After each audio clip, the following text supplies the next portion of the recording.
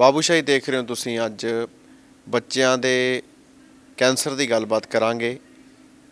ਕਦੋਂ ਤੋਂ ਬੱਚਿਆਂ ਦੇ ਵਿੱਚ ਕੈਂਸਰ ਜਿਹੜਾ ਹੈਗਾ ਉਹ ਹੋ ਸਕਦਾ ਹੈ, ਡਿਟੈਕਟ ਕਿਸ ਤਰ੍ਹਾਂ ਦੇ ਨਾਲ ਹੁੰਦਾ ਹੈ ਤੇ ਕੀ ਇਹ ਟ੍ਰੀਟੇਬਲ ਹੈ ਜਾਂ ਨਹੀਂ, ਤੇ ਜੇ ਹੈ ਤਾਂ ਕਿਸ ਤਰ੍ਹਾਂ ਦੇ ਨਾਲ ਟ੍ਰੀਟਮੈਂਟ ਕੀਤਾ ਜਾਂਦਾ ਹੈ, ਇਸ ਬਾਰੇ ਗੱਲਬਾਤ ਕਰਾਂਗੇ। ਡਾਕਟਰ ਕ੍ਰਿਤਿਕਾ ਗੋਇਲ ਨੇ ਜਿਹੜੇ ਸਾਡੇ ਨਾਲ ਮੌਜੂਦ ਨੇ, ਉਹ ਬੱਚਿਆਂ ਦੇ ਕੈਂਸਰ ਤੇ ਬਲੱਡ ਡਿਸਆਰਡਰ ਦੇ ਸਪੈਸ਼ਲਿਸਟ ਨੇ। ਇਹਨਾਂ ਤੋਂ ਜਾਣਕਾਰੀ ਲਵਾਂਗੇ ਇਸ ਵਿਸ਼ੇ 'ਤੇ।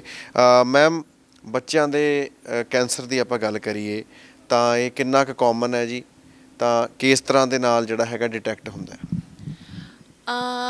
बच्चों के कैंसर्स अगर देखा जाए तो हमारी प्रैक्टिस में काफ़ी कॉमन है।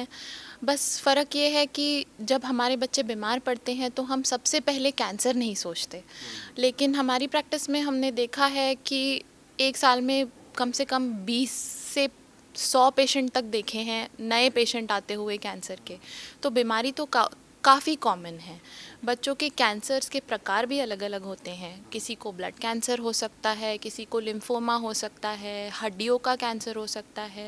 जो बहुत छोटे बच्चे होते हैं उनको आँखों का कैंसर मतलब रेटिनोब्लास्टोमा भी हो सकता है। तो जिस तरह का ये कैंसर है उस पर डिपेंड करेगा कि इस बच्चे को तकलीफ़ क्या हो रही है। ਜਿਹੜੇ ਤੁਸੀਂ ਇਹ ਤਿੰਨੇ ਟਾਈਪਸ ਦੱਸੇ ਆ ਕੈਂਸਰ ਦੇ, ਉਹਦੇ 'ਚ ਜ਼ਿਆਦਾ ਕਾਮਨ ਕਿਹੜਾ ਜਿਹੜਾ ਅੱਜ ਕੱਲ੍ਹ ਇੰਡੀਆ ਦੇ ਵਿੱਚ बड़ा ਕਾਮਨ है, वो ਕਿਹੜਾ है जी? जी, इंडिया की अगर बात की जाए तो इंडिया में इस वक्त सबसे कॉमन अगर है तो बोल सकते हैं ल्यूकीमिया है, और एक बहुत कॉमन ट्यूमर होता है उसको कहते हैं न्यूरोब्लास्टोमा। तो न्यूरोब्लास्टोमा भी काफ़ी कॉमन देखा गया है, ल्यूकीमियाज देखे गए हैं, और बाकी ब्रेन ट्यूमर्स भी होते हैं बच्चों में। तो इन सब के अपने अलग अलग सिम्टम्स होते हैं। न्यूरोब्लास्टोमा जो है ये हो सकता है पेट में फुलाव हो, या बच्चे को आँखों में देखने में कोई दिक्कत आ रही है, या कहीं बस ऐसी सोजिश सी आई हुई हो। ल्यूकीमियाज जो होते हैं उसमें हो सकता है कहीं चेहरे पे, हाथों पे कहीं दाने आ रहे हैं, चट्टे आ रहे हैं, बच्चा बोल रहा है मैं ज़्यादा थक रहा हूँ, आपको दिख रहा है कि बच्चा दिन ब दिन सफ़ेद पड़ रहा है, या हाथ पैरों में हड्डियों में दर्द हो रहा है। तो ये सारे ल्यूकीमिया के लक्षण हो सकते हैं। ਤੇ ਮੈਮ ਇਹ ਕਦੋਂ ਤੋਂ ਸ਼ੁਰੂ ਹੋ ਜਾਂਦਾ, ਲਾਈਕ ਬਰਥ ਹੁੰਦੇ ਹੀ ਇਹ ਹੋ ਜਾਂਦਾ ਜੇ ਅਗਰ ਹੋਣਾ ਹੋਵੇ, ਜਾਂ ਥੋੜਾ ਲੇਟ ਹੁੰਦਾ ਹੈ ਖਾਣ ਪੀਣ ਦੇ ਕਾਰਨ ਦੇ ਨਾਲ, ਜਾਂ ਹੋਰ ਲਾਈਫ ਸਟਾਈਲ ਦੇ ਉਹਦੇ ਉੱਤੇ ਡਿਪੈਂਡ ਕਰਦਾ ਹੈ, कदों शुरू कदों ਹੁੰਦਾ है? बहुत अच्छा सवाल पूछा है आपने। अब देखिए, बात अगर हम बच्चों की करते हैं, अगर हम अडल्ट कैंसर्स बोले तो हम डेफिनेटली लाइफस्टाइल को ब्लेम कर सकते हैं, स्मोकिंग हो गया, ड्रिंकिंग हो गया। बट बच्चों में तो ऐसे कोई शौक नहीं होते। एंड कई लोगों में ये मिसकंसेप्शन है, ये मिथ है कि अगर माँ बाप को कोई कैंसर हो या माँ को पेट में बच्चा होते हुए कोई कैंसर हो तो वो बच्चे को लग सकता है। ये बिल्कुल गलत है, ऐसा नहीं होता है। डेफिनेटली कुछ कैंसर्स ऐसे हैं जो आनुवांशिक होते हैं, अगर फैमिली में चल रहे हैं तो बच्चे को बड़े होके हो सकते हैं। बट ये ल्यूकीमिया, लिम्फोमा जैसे जो कैंसर्स की बात है, ज़रूरी नहीं है कि मुझे है तो मेरे बच्चे को भी ये कैंसर होगा। तो ये कैंसर्स इतने कॉमनली आनुवांशिक नहीं होते हैं। इनके कारण क्या है ये अभी तक साइंस पता कर रहा है। डेफिनेटली कुछ जेनेटिक फैक्टर्स हैं, छोटे मोटे लाइफस्टाइल फैक्टर्स हैं, बट मोर कॉमन ये है कि इसका अभी तक रीज़न नहीं पता चला है। इवन न्यूबॉर्न्स में हमने ब्लड कैंसर्स होते हुए देखे हैं। एक एक दो दो महीने के बच्चे में तो क्या लाइफस्टाइल होगा, तो उसमें भी ब्लड कैंसर्स होते हुए देखे हैं।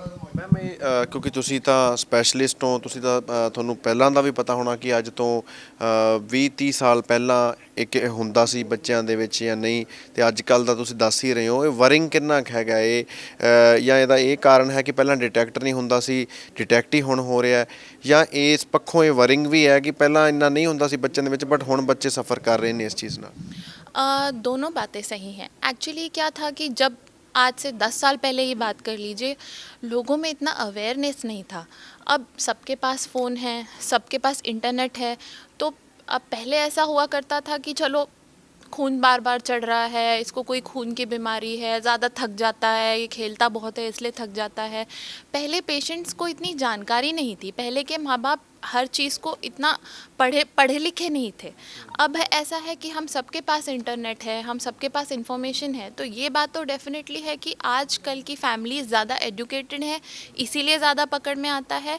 बट ये बात भी बिल्कुल सही है कि आजकल हवा पानी में पोल्यूशन बोल लीजिए, इतने फैक्टर्स आ गए हैं हमारे day to day lifestyle changes में कि बहुत सारे फैक्टर्स अफेक्ट कर सकते हैं कि अल्टीमेटली किसी को कैंसर हो रहा है कि नहीं हो रहा है। ਅੱਛਾ, ਇਹ ਵੀ ਜਿਵੇਂ ਤੁਸੀਂ ਗੱਲ ਕੀਤੀ ਮੋਬਾਈਲ ਇੰਟਰਨੈਟ ਦੀ ਜੀ, ਪਿਛਲੇ ਜ਼ਮਾਨੇ ਦੇ ਵਿੱਚ ਇਹ ਚੀਜ਼ਾਂ ਨਹੀਂ ਸੀਗੀਆਂ, ਬੱਚੇ ਖੇਲਦੇ ਸੀਗੇ ਬਾਹਰ, ਹਵਾ ਵੀ ਸਾਫ਼ ਸੀਗੀ। ਇਹ ਪਾਰਟਿਕੂਲਰਲੀ ਆਪਾਂ ਕਿਉਂਕਿ ਮੋਬਾਈਲ ਦੀ ਗੱਲ ਕਰੀਏ, ਹਰ ਘਰ ਦੇ ਵਿੱਚ ਅੱਜ ਕੱਲ੍ਹ ਬਹੁਤ ਸਾਰੇ ਮੋਬਾਈਲ ਫੋਨਸ ਨੇ, ਰੇਡੀਏਸ਼ਨਸ ਐਮਿਟ ਕਰਦੇ ਨੇ, ਥਾਂ ਥਾਂ 'ਤੇ ਟਾਵਰ ਲੱਗੇ ਨੇ, ਇੰਟਰਨੈਟ ਦਾ ਵੀ ਇਹੀ ਚੀਜ਼ ਹੈ। ਇਹ ਵੀ ਕੋਈ ਸਟੱਡੀ ਦੇ ਵਿੱਚ ਆਇਆ ਵੀ ਇਹ ਵੀ ਫੈਕਟਰ ਹੈਗੇ ਵੀ ਜਿਹੜੀਆਂ ਰੇਡੀਏਸ਼ਨਸ ਨੇ ਇਹ ਵੀ ਕਿਤੇ ਨਾ ਕਿਤੇ ਕਾਰਨ ਬਣ ਜਾਂਦੀਆਂ ਨੇ ਜੀ? अगर बच्चों की बात की जाए तो स्टडीज़ में ये बोला गया है कि मोबाइल फ़ोन्स हो गए या टीवी हो गया, इनसे इतना रेडिएशन कैंसर फैलाने जितना डेफिनेटली नहीं होता है। बट मैं ये ज़रूर बोलना चाहूँगी कि मैं एक पीडियाट्रिशियन पहले हूँ, तो स्टडीज़ में ये पाया गया है कि अगर 3 साल से छोटे बच्चों को ज़्यादा टीवी दिखाएं या ज़्यादा फ़ोन दिखाएं तो ये ज़रूर देखा गया है कि उनके आईक्यू में थोड़ा फ़र्क आता है। डेफिनेटली कैंसर रिलेटेड कोई ख़तरा नहीं है, इतनी स्ट्रॉन्ग उनकी रेडिएशंस नहीं होती हैं बच्चों में, तो कैंसर के पॉइंट ऑफ व्यू से इट्स नॉट डेंजरस। ਤੇ ਇੱਕ ਮੈਮ ਹੁਣ ਟਰੀਟਮੈਂਟ ਦੀ ਆਪਾਂ ਗੱਲ ਕਰੀਏ ਜੀ, ਟਰੀਟੇਬਲ ਇਹ ਕਿੰਨਾ ਕੁ ਹੈਗਾ ਜਿਹੜਾ ਜੇ ਬੱਚਿਆਂ ਨੂੰ ਹੋ ਵੀ ਜਾਂਦਾ ਹੈ, ਤੇ ਕਿਸ ਤਰ੍ਹਾਂ ਦੇ ਨਾਲ ਫਿਰ ਤੁਸੀਂ ਟਰੀਟਮੈਂਟ ਕਰਦੇ ਹੋ? अगेन जब हम अडल्ट्स की बात करें, अगर हम कैंसर्स की बात करें तो डे टू डे प्रैक्टिस में हम बच्चों का कैंसर ये अकेला कैंसर है जिसमें हम ट्रीटेबल ये वर्ड यूज़ कर सकते हैं, क्योंकि बच्चों के cancers, blood cancers 80 to 85% completely treatable है अगर आप सही वक्त पे ट्रीटमेंट ले लें तो your child will be cancer free 80 to 85%। I have friends who had cancer, जब वो बच्चे थे तब मेरे खुद के दोस्तों को कैंसर हुआ है और they are living absolutely normal lives, they have their own children now. ਅੱਛਾ, ਬੋਨ ਮੈਰੋ ਟ੍ਰਾਂਸਪਲਾਂਟ ਦੀ ਮੈਮ ਗੱਲ ਕਰੀਏ, ਉਹਦਾ ਰੋਲ ਕਿਸ ਤਰ੍ਹਾਂ ਦਾ ਰਹਿੰਦਾ ਜੀ ਇਹਦੇ ਵਿੱਚ? जी ट्रांसप्लांट की अगर हम बात करें तो वैसे नाम डरावना लगता है कि ट्रांसप्लांट होने वाला है, बट ट्रांसप्लांट बेसिकली अगर सिंपल शब्दों में बात की जाए, अगर आपका और मेरा ट्रांसप्लांट हो रहा है तो सिंपल शब्दों में देखने वाले को बस ये दिखेगा कि आपकी बॉडी से ब्लड निकाल के मेरी बॉडी में चढ़ा रहे हैं। ओके, तो इसमें जो ट्रांसप्लांट के कैंडिडेट्स कौन होते हैं? सिंपल जो बच्चे, थैलेसीमिया जैसी बीमारी है। अब थैलेसीमिया ये ब्लड की बीमारी है जिसमें बहुत सालों साल बच्चों को ब्लड ट्रांसफ्यूजन चढ़ाना पड़ता है। किन किन बच्चों को हमने देखा है 1-1, 2-2 हफ्ते में ब्लड लगाना पड़ता है। ऐसे केसेस में अल्टीमेटली बच्चों को ट्रांसप्लांट करना पड़ता है। कई बच्चे ऐसे होते हैं जो मैंने बताया 10-15% जिसमें ट्रीटमेंट फेल हो जाए कैंसर्स का, उनमें ट्रांसप्लांट की ज़रूरत पड़ सकती है। कई अलग अलग टाइप के कैंसर्स होते हैं जिनमें ट्रांसप्लांट्स की ज़रूरत पड़ती है। तो ट्रांसप्लांट के लिए प्रोसीजर ऐसा है कि जैसे मेरे भाई बहन हो या मेरे रिश्तेदार हों, उनसे हम मैच करके देखेंगे, अगर मैच होता है, अगर आप कैंडिडेट हैं तो ट्रांसप्लांट कर सकते हैं। ਮੈਮ ਲਾਸਟ ਦੇ ਵਿੱਚ ਤੁਸੀਂ ਕੀ ਕਹਿਣਾ ਚਾਹੋਗੇ ਮਦਰਸ ਨੂੰ, ਸਪੈਸ਼ਲੀ ਕਿਸ ਤਰ੍ਹਾਂ ਦੇ ਨਾਲ ਬਰਥ ਹੁੰਦੇ ਹੀ ਬੱਚੇ ਦਾ ਕਿਸ ਤਰ੍ਹਾਂ ਦੇ ਨਾਲ ਧਿਆਨ ਰੱਖਣਾ ਚਾਹੀਦਾ ਹੈ ਤਾਂ ਜੋ ਫਿਰ ਵੀ ਵੱਧ ਤੋਂ ਵੱਧ ਫਾਇਦਾ ਹੋ ਸਕੇ, ਇਸ ਤਰ੍ਹਾਂ ਦੀ ਬਿਮਾਰੀ ਤੋਂ ਬੱਚਾ ਬਚ ਸਕੇ?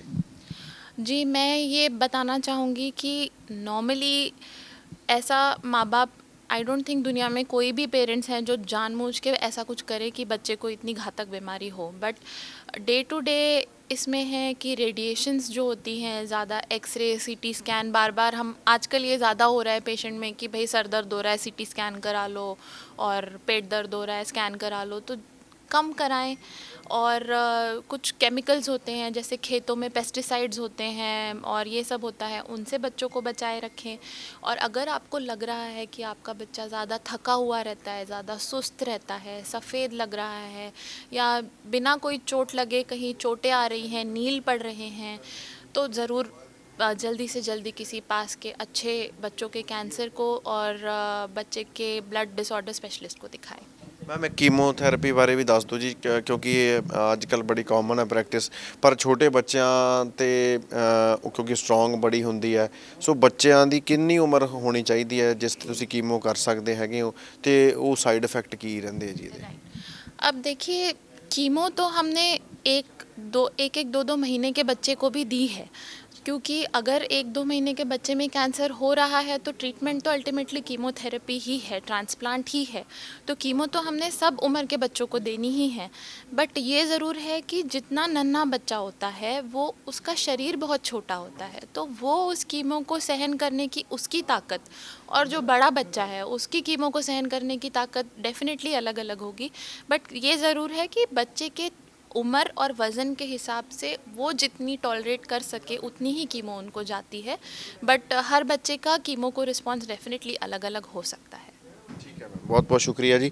ਸੋ ਗੱਲ ਕਰ ਰਹੇ ਸੀ ਡਾਕਟਰ ਕ੍ਰਿਤਿਕਾ ਗੋਇਲ ਦੇ ਨਾਲ, ਜਿਨ੍ਹਾਂ ਨੇ ਸਪੈਸ਼ਲੀ ਬੱਚਿਆਂ ਦੇ ਕੈਂਸਰ ਬਾਰੇ ਖੁੱਲ੍ਹ ਕੇ ਜਾਣਕਾਰੀ ਦਿੱਤੀ ਹੈ, ਕਿੰਨਾ ਕੁ ਕਾਮਨ ਹੈ ਤੇ ਟਰੀਟੇਬਲ ਹੈ ਵੀ, ਤਾਂ ਕਿਸ ਤਰ੍ਹਾਂ ਦੇ ਨਾਲ ਟਰੀਟਮੈਂਟ ਹੈ ਜਿਹੜਾ ਉਹ ਇਹਦਾ ਕੀਤਾ ਜਾਂਦਾ ਹੈ, ਤੇ ਸਿੰਪਟਮਸ ਇਹਦੇ ਮੇਨਲੀ ਕੀ ਹੁੰਦੇ ਨੇ ਜਿਹਦੇ ਕਾਰਨ ਛੋਟੀ ਉਮਰ ਦੇ ਵਿੱਚ ਹੀ ਜਿਹੜੇ ਬੱਚੇ ਨੇ ਉਹ ਇਸ ਬਿਮਾਰੀ ਦੇ ਨਾਲ ਪ੍ਰਭਾਵਿਤ ਹੋ ਰਹੇ ਨੇ, ਕਿੰਨੇ ਟਾਈਪਸ ਦਾ, ਤੇ ਉਹਦਾ ਇਲਾਜ ਕਿਵੇਂ ਕਰਵਾਇਆ ਜਾ ਸਕਦਾ। ਸੋ ਉਮੀਦ ਕਰਦੇ ਹਾਂ ਕਾਫੀ ਜਾਣਕਾਰੀ ਹੈ ਜਿਹੜੀ ਉਹ ਇਸ ਟਾਕ ਰਾਹੀਂ ਤੁਹਾਨੂੰ ਮਿਲੀ ਹੋਊਗੀ। ਮੋਹਾਲੀ ਤੋਂ ਕੈਮਰਾਮੈਨ ਆਕਾਸ਼ਦੀਪ ਦੇ ਨਾਲ ਹਰਸ਼ਬਾਬ ਸਿੰਘ ਸਿੱਧੂ, ਬਾਬੂ ਸ਼ਾਹੀ ਟਾਈਮਸ।